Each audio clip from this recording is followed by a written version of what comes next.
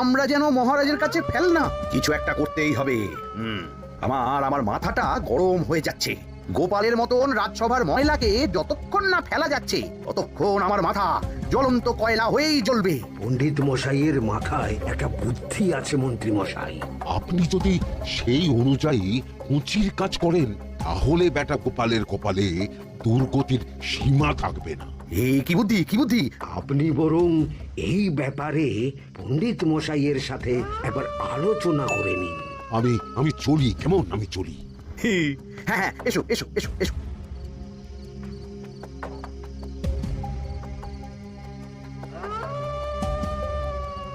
আরে ওই তো আমার বাঁ হাত ঘটা আসছে। বেটাকে দিয়ে একটা কাজ করাতে হবে। কি মন্ত্রী মশাই, আপনি এখানে দাঁড়িয়ে কি করছেন? এই একটা গুরুত্বপূর্ণ ব্যাপারে কথা বলছিলাম। একটা কাজ করতে পারবি? কি কাজ করতে হবে বলুন মন্ত্রী মশাই। আমাকে একটু ঠান্ডা জল, পাতিলেবু আর পুদিনার পাতা দিয়ে শরবত বানিয়ে খাওয়াতে পারবি? সেসব আমার ঘরে ব্যবস্থা করাই আছে। চলুন চলুন আমার সাথে চলুন। হ্যাঁ, চল চল চল চল চল।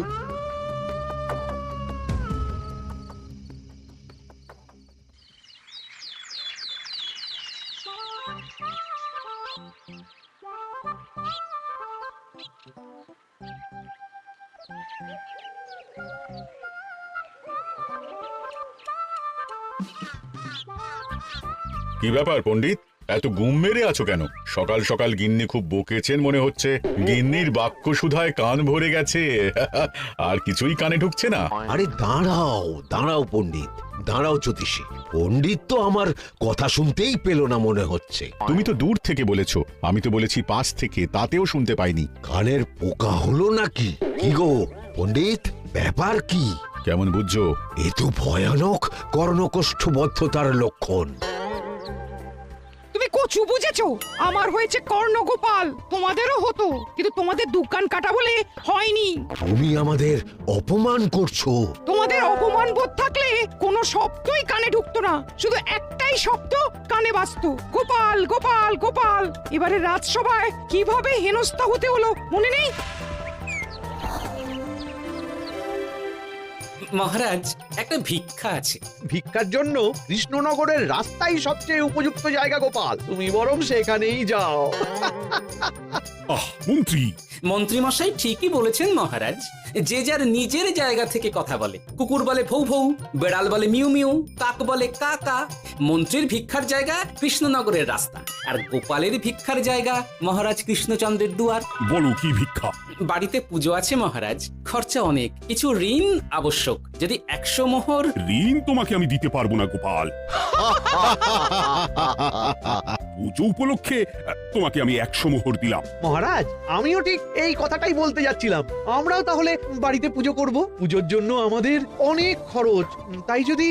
অবশ্যই অবশ্যই, কত ঋণের প্রয়োজন খাজাঞ্চির কাছ থেকে নিয়ে নিও, সুদটা আমি মাফ করে দিলাম। মহারাজ, গোপালকে দান আর আমাদের ঋণ। হ্যাঁ, কারণ তোমরা নিজেরা খাবে, কিন্তু গোপাল অন্যদের খাওয়াবে। গোপালের মতো মানুষের সঙ্গে থাকাই হলো রাজধর্ম। কিন্তু তাছাড়াও তোমরা হলে 80 যাই বেতন পাই দলের লোক।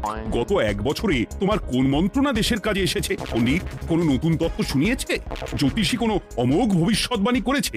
আর বৈদ্য 3 বছর ধরে আমার হাঁটুর ব্যথা সারাতে পারেনি। কিন্তু গোপাল, গোপালের ভাঁড়ে হাস্যরসের কখনো অভাব হয়নি। মনে আছে? আছে। কিন্তু করার তো কিছু নেই। আছে। কিছু ভেবেছো নাকি পণ্ডিত? তোমাদের মনে আছে মহারাজ মোহর দেওয়ার পর গোপাল সেদিন বলেছিল। কি গোপাল, খুশি তো? মহারাজ, আপনি আমাকে 1 মুঠো ধুলো দিলেও আমি খুশি। সেই ধুলো মুঠোই আমি সোনা মুঠো করে ফেলবো।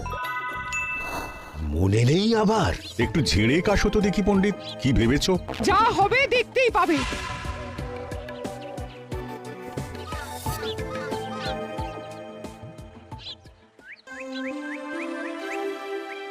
মহারাজের জয় হোক, মহারাজের জয় হোক। ওরে বাবা, এই যে সকাল সকাল চান করে ঠান্ডা লেগে গেল মনে হচ্ছে।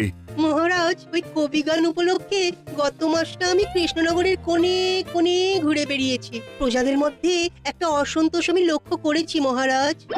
অসন্তোষ? আমি তো জানতাম আমার শাসনে প্রজারা সুখে আছে। সুখে তারা ভাসছে মহারাজ, কিন্তু একটাই অসুখ, তারা মহারাজের দর্শন পায় না। তারা মহারাজের পদধূলির জন্য আকুল হয়ে আছে, মহারাজের দর্শন পাওয়ার জন্য চাতকের মতো অপেক্ষা করছে। চিত্রকরকে দিয়ে চিত্র অঙ্কন করিয়ে বিলি করে দিলেই হলো।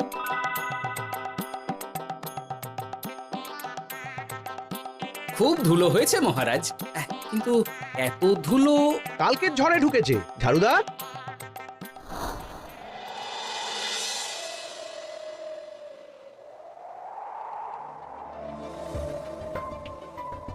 এই সুযোগ, রাজসভা ফাঁকা, এমন ঝড় যে পেয়াদারাও বাইরে নেই। কাজটা সেরে ফেল, বুঝলি? কিরে, কাজটা কর।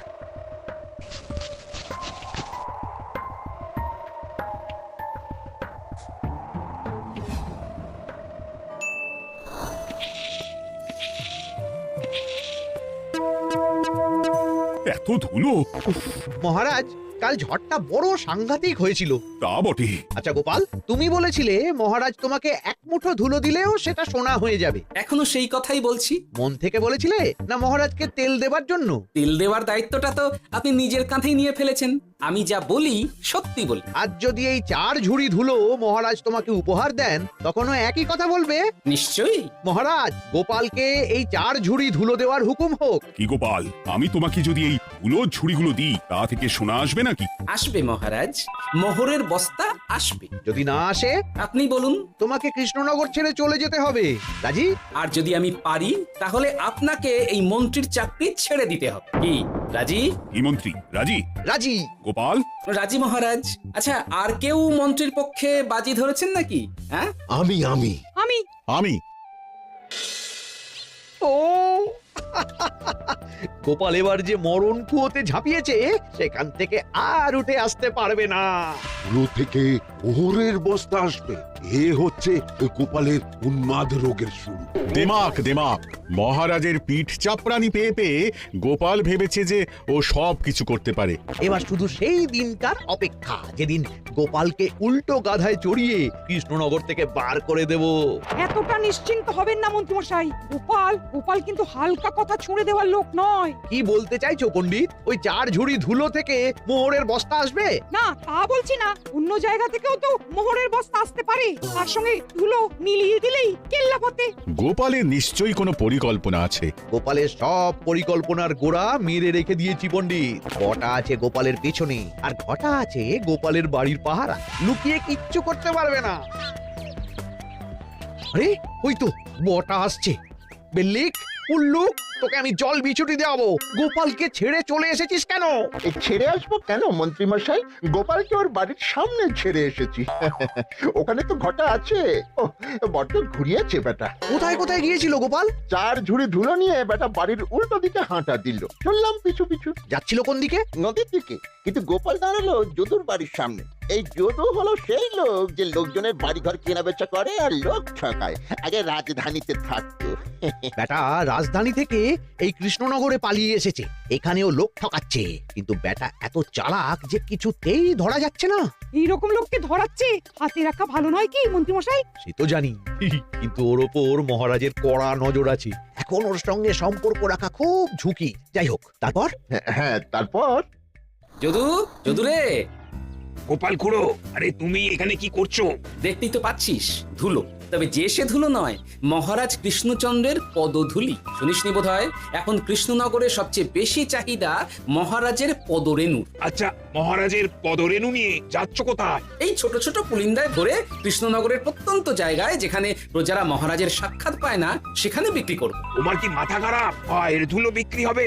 ওরে, গতবারে মাত্র 1 ঝুড়ি ধুলো 1000 মোহরে বিক্রি করেছিলাম, এবারে 4 ঝুড়ি। শোনো, তুমি আবার ঘুরে ঘুরে বিক্রি করবে কেন? তোমাকে আমি বরং 10 মোহর দিয়ে দিচ্ছি। তুমি আমাকে এগুলো দিয়ে দাও, আর বিক্রি করে যা হবে তোমাকে এই 40 ভাগ দিয়ে দেবো। ওই 10 মোহরে বদমাস যদুকে ধুলো বেচে গোপাল বাড়ির দিকে চললো। বাড়ির সামনে অব্দি পেছনে পেছনে গিয়ে তারপরে এই আপনাদের কাছে আসছি। বলিস কি রে, ধুলো বেচে 10 মোহর? ও মন্ত্রী মশাই, গোপাল তো একেবারে নাড়ি ধরে টান মেরেছে। গেল রাজসভায় এমন সুখের চাকরিটি গেল, এবার আবার রাস্তার ধারে গিয়েই বসতে হবে। এবার নবাবের দরবারে জায়গা আছে কিনা খোঁজ করি গিয়ে। ধ্যাত্তেরি, 10 মোহর আর 1 বস্তা মোহরের মাঝখানে অনেক রাস্তা, সেই রাস্তায় আমি লোক বসিয়ে রাখবো। আরে আরে ওই তো তোমার ঘটা আসছে। এই তুই গোপালের ঘরের পাহারা ছেড়ে এলি কেন? গোপাল নেই নেই নেই নেই নেই নেই।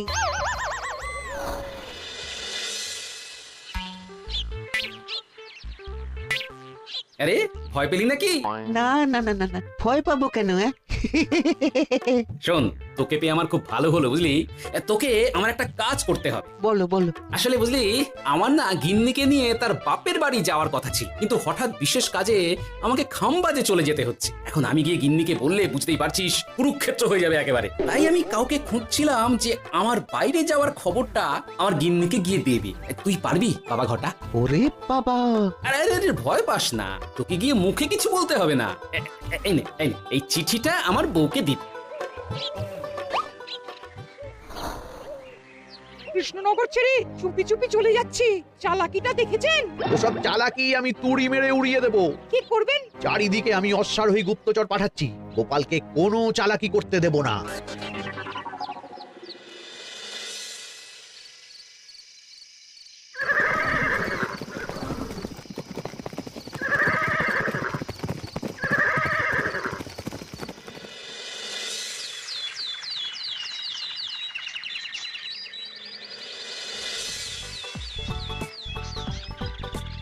অং বং পিং পং। হ্যাঁ, ওরে বাপ রে, এ আবার কি বলে? মানে বুঝতে পারিলে না? অং বং পিং পং অর্থাৎ আইসো আমার নিকট বিদেশি জাদু শরবত আছে। ইহাতে তৃষ্ণা নিবারিত হয়, শক্তি বৃদ্ধি হয়, ঘুম ভালো হয়, সম্পর্কের উন্নতি হয়, জামা কাপড় ফর্সা হয়, তু শব্দ না করে সকাল সকাল কষ্ট পরিষ্কার হয়। মূল্য মাত্র 1 মোহর। বোঝো, ওইটুকু অং বঙ্গের মধ্যে এত কিছু? ঠিক আছে, তা দাও দেখি। আপাতত টেস্টটা তো মিটু, বাকিগুলো পরে বোঝা যাবে। আহা, বড় ভালো খেতে তো। ঠং ঠং অর্থাৎ শক্তি বৃদ্ধি হলো। হ্যাঁ, মনে হচ্ছে গায়ে যেন 2 গুণ বল পাচ্ছি। কি হয়েছে ভাই? এ কে? এ ভিন দেশ থেকে জাদু শরবত নিয়ে এসেছে গো। জাদু শরবত? ভিনদেশ? একেবারে বহু ভুজা শরবত। খেলে তেষ্টা যাবে, গায়ে জোর হবে, ঘুম হবে, সম্পর্ক ভালো হবে, জামা কাপড় ফর্সা হবে, সকালে হ্রাস করে পেটও পরিষ্কার হবে। সে কি? দাও গো ভাই, আমাকেও দাও। গুড় জল, সঙ্গে একটু ভাজা মশলা, আমচুর আর বিট নুন, শুদ্ধ দেশি জিনিস। জানলে কেউ ছুঁয়েও দেখতো না, কিন্তু একটু বিদেশি গন্ধ দিতেই একেবারে হট্ট মেলা। আরে তোমরাও এসেছো দেখছি। সং সং শঙ্কা, লং লং লঙ্কা। মানে? অর্থাৎ এই শরবত খেলে আর শঙ্কা নাই, বুদ্ধি লঙ্কার মতন ঝাল হয়ে যাবে। তারপর ডং ডং ডঙ্কা, টং টং টঙ্কা, ফাইন ফাইন, অর্থাৎ টাকা আসবে আমার কাছে।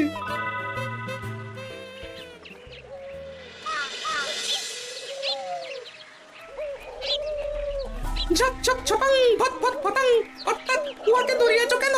বেটা জোচ্চোর অনেককে ঠকিয়েছে। অনেক দিন থেকে তককে তককে ছিলাম। এবার এই ধুলো নিয়ে মহারাজের পায়ের ধুলো বলে বিক্রি করছিল। একটা বেনামি চিঠিতে খবর পেয়ে বেটাকে ধরেছি। ব্যাং ব্যাং বিগ ব্যাং, অর্থাৎ বেনামি চিঠিটা আমি দিয়েছিলাম বাবু। বাবা যদু, তুমি সেই রাজধানী থেকে কৃষ্ণনগর অবধি মানুষকে অনেক খোল খাইয়েছো। তুমি এতদিন ঘুঘু দেখে এসেছিলে বাবা, এবার গোপাল নামক ফাঁদটা দেখলে। কতবার বলবো, এইসব ধুলো আমি গোপালের কাছ থেকে কিনেছি। যা বলার ওই বিচারের সময় মহারাজকে বলবি। চল চল চল চল চল।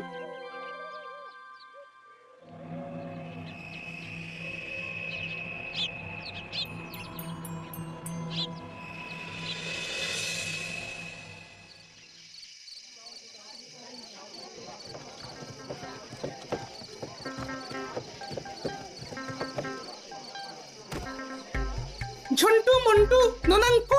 নাও ছালা, সাহেব বলে কি ফু দিয়ে দিতে হবে কি বলছো সাহেব বুঝতে পারছি না কোথায় ফু দেবো সন্টু মন্টু ননাংফু অর্থাৎ লবণ আছে, আছে আছে সাহেব আছে কত লাগবে খণ্ড ভরি আন্ডাকারি অর্থাৎ যা আছে সব।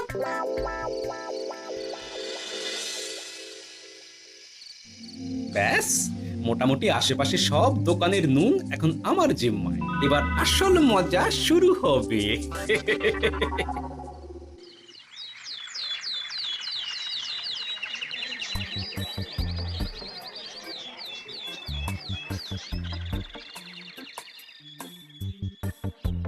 নুন আছে না হুজুর গোটা কৃষ্ণনগরেই নুন নেই ওই দেখো পুরো রাজসভায় বাজারে জড়ো হয়েছে।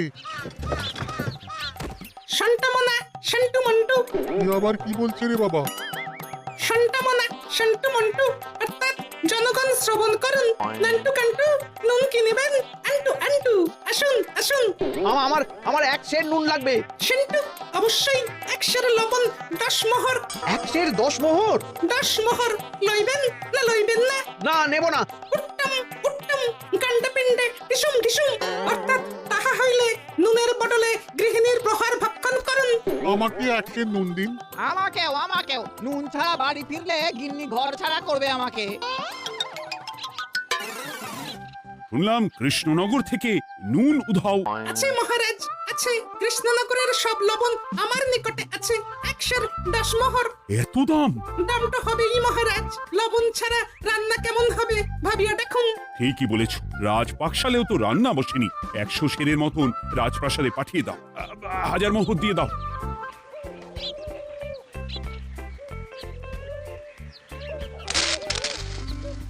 ব্যাস, 1 বস্তা মোহর হয়ে গেছে। গোপাল? হ্যাঁ মহারাজ, গোপাল যে 4 ঝুড়ি ধুলো থেকে 1 বস্তা মোহর রোজগার করেছে। ইয়া বাত! চলো রাজসভায়, পুরো গল্পটা শুনতে হবে। সকলেই এসো তাহলে রাজসভায়। কিন্তু মহারাজ, যারা বাজি হারলো তাদের তো চাকরি গেছে, তো তারা রাজসভায় যাবে কি করে? ঠিক ঠিক ঠিক বলেছ। আর যারা বাজি হারলো তারা বাদ, বাকিরা চল। এই সেরেছে গোপাল তো আবার বাজি মেরে দিল ও মহারাজ আমাদের দেখুন ও মহারাজ আমাদের দেখুন ও মহারাজ